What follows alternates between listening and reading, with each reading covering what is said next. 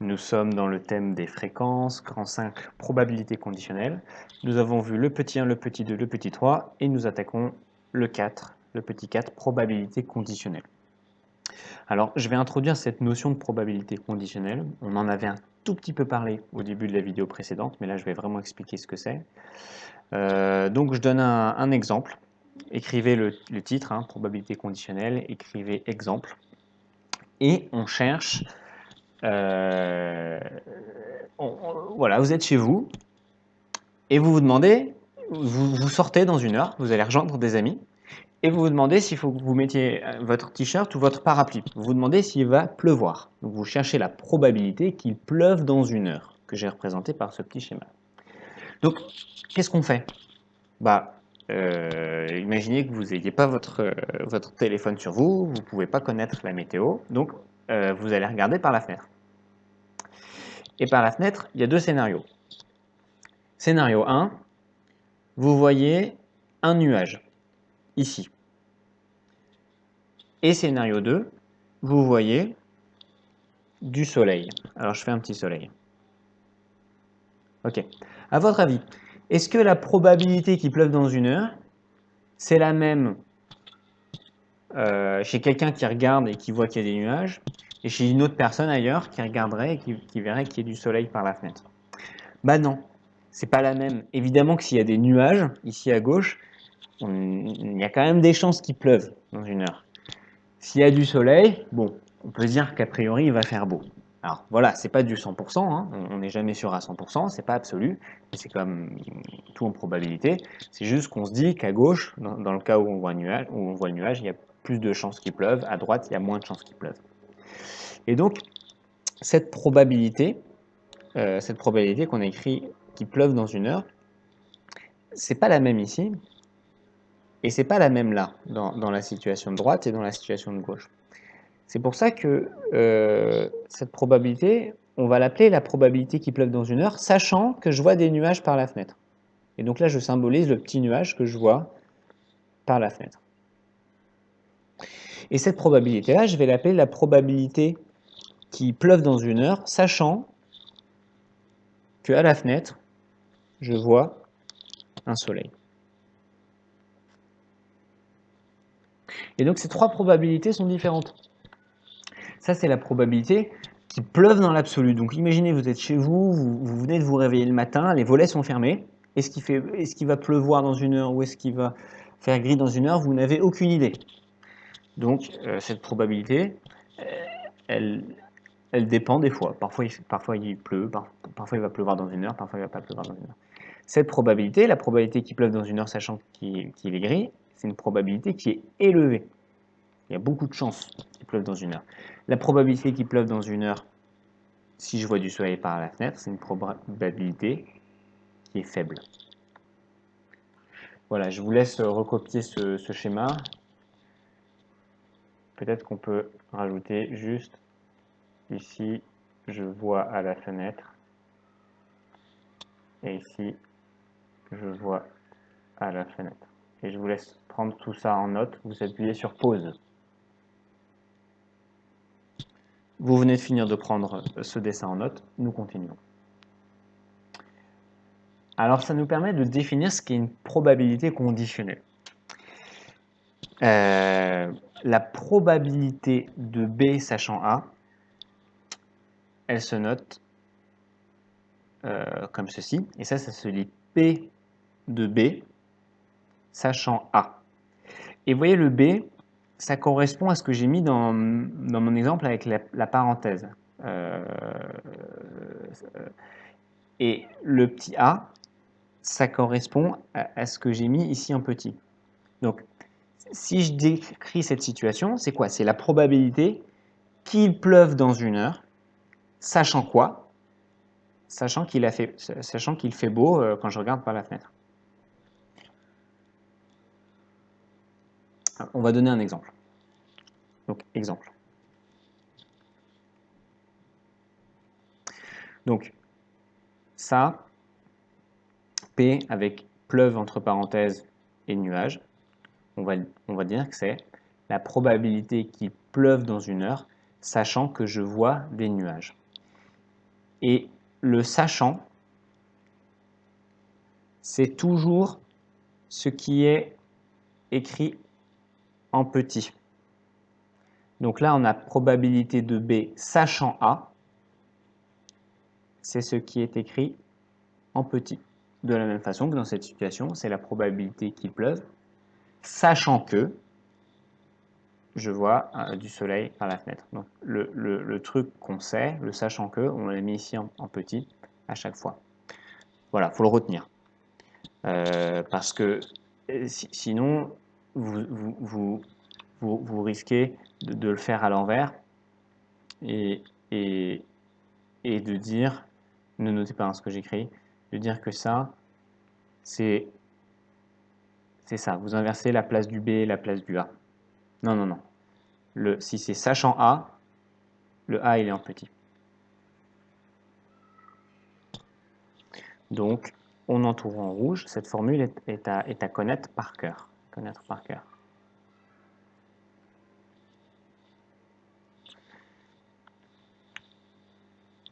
Enfin, cette définition plutôt.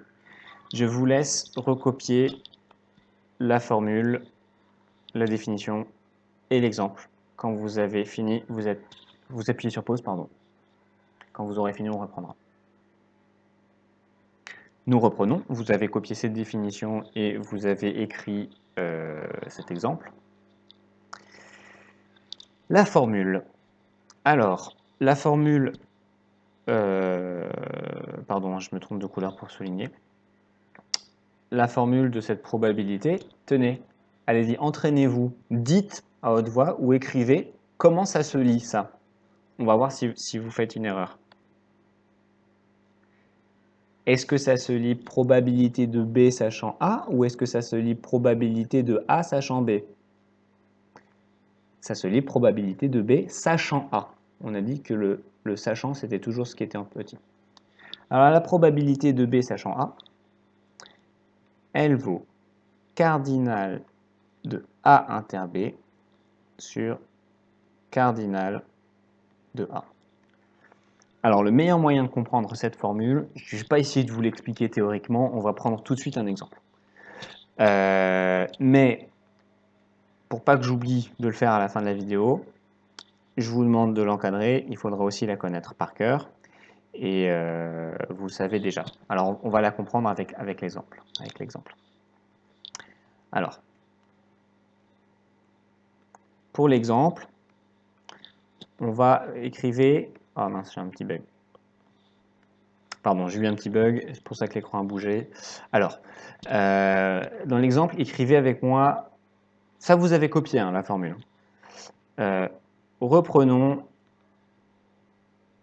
l'exemple de nos vins. Et ce qu'on va faire, c'est que moi je vais faire un petit copier-coller. Vous, éventuellement, vous pouvez faire une petite flèche.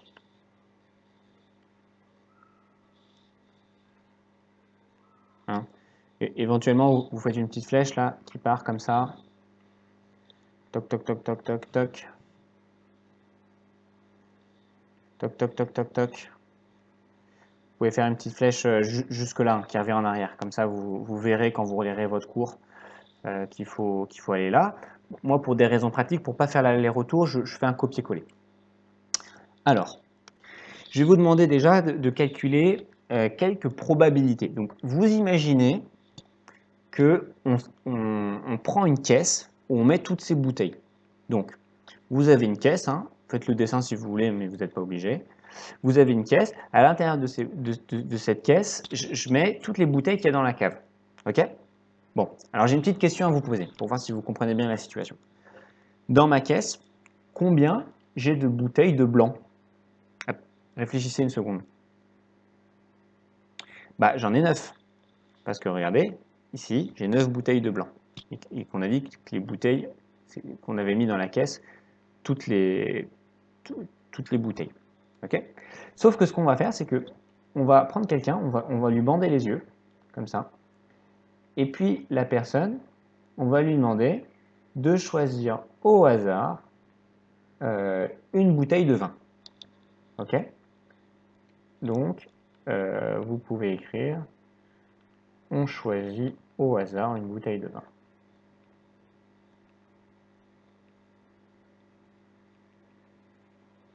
Les yeux bandés.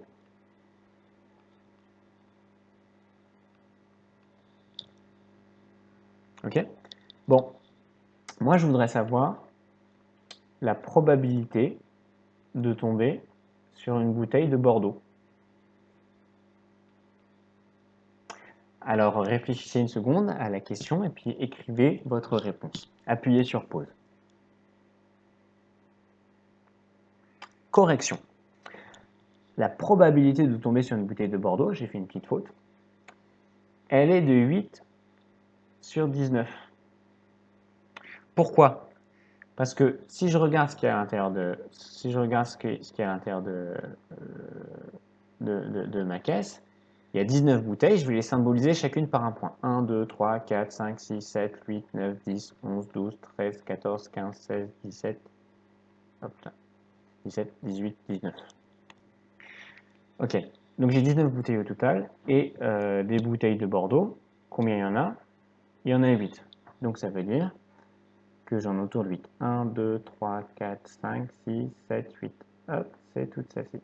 Donc j'ai 8 bouteilles pour un total de 19, donc ça me fait 8 sur 19. Donc calculez-le, on va faire la division. Alors on va utiliser la calculatrice. On va voir si vous êtes plus rapide que moi. 8 sur 19, vous l'avez, égale environ 0, on va arrondir au centième près. 0,421, donc ici comme c'est un petit nombre, les millièmes, j'arrondis à l'inférieur, donc je laisse mon 2, 0,42. Donc qu'est-ce que ça veut dire? Ça veut dire que je prends une bouteille au hasard, j'ai 0,42 ou 42% de chance que la bouteille que j'ai prise, ce soit une bouteille de Bordeaux. Maintenant, je voudrais connaître la probabilité que l'événement Bordeaux Inter blanc se produise. Allez-y, essayez de le faire, appuyez sur pause, on corrigera après. Correction. Donc, Bordeaux Inter blanc, qu'est-ce que ça représente? Inter c'est et, donc c'est les bouteilles qui sont et des bouteilles de Bordeaux et blanches. Donc colonne Bordeaux, ligne blanche, ça nous fait 5 bouteilles. Donc j'ai 5 bouteilles dans une caisse où il y a 19 bouteilles. Donc la proportion c'est 5 sur 19. Donc j'ai 5 chances sur 19 de tomber sur des bouteilles qui soient et Bordeaux et blanc. Donc à la calculatrice, ça me fait 5 divisé par 19, 0,26,3. Le nombre des millièmes est un petit nombre, inférieur à 5, donc ici on laisse le 6, on ne modifie pas. 0,26. Bien. Alors maintenant, je vais vous demander un peu plus dur de calculer la probabilité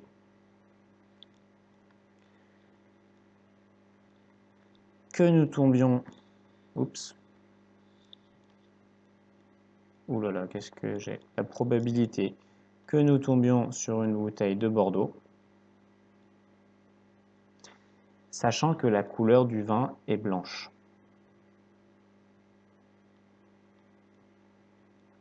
Donc P de Bordeaux, sachant blanc. Ça, c'est plus délicat. Alors, je vous laisse réfléchir un petit peu. Je vous laisse réfléchir un petit peu à ce qu'on va faire. Appuyez sur pause et réfléchissez à ça. Essayez de trouver la réponse, si vous y arrivez. Alors, correction. Donc, en fait, à quelle situation ça correspond ça? Rappelez-vous ce qu'on avait dit un petit peu plus tôt sur les histoires de je veux savoir la probabilité qu'il pleuve dans une heure, sachant que je vois à la fenêtre qu'il fait beau. En fait, ça pourrait correspondre à la situation suivante. Le gars, il prend une bouteille, il a les yeux bandés, et il voit un tout petit peu il voit que c'est une bouteille de blanc, il voit le liquide blanc. Mais comme il a les yeux bandés, il ne voit pas l'étiquette. Donc, il sait que c'est du blanc, sachant blanc, et il se demande la probabilité que l'étiquette, ce soit une étiquette de Bordeaux plutôt qu'une étiquette de Bourgogne. Ça correspond à cette situation. Donc en fait, ce qui se passe, quand on a une situation comme ça, c'est qu'on découpe le tableau. On sait qu'on est que c'est une bouteille de blanc. Donc, ça veut dire que tout ça, le faites pas. Tout ça, on s'en fiche. On va considérer que les bouteilles de blanc. Le reste, on s'en fiche. Donc, ce qu'on va faire, c'est que on va recopier le tableau des probabilités conditionnelles. C'est-à-dire qu'on va extraire ça. Hop, je le mets là en dessous. Alors, est-ce qu'on va arriver à le voir?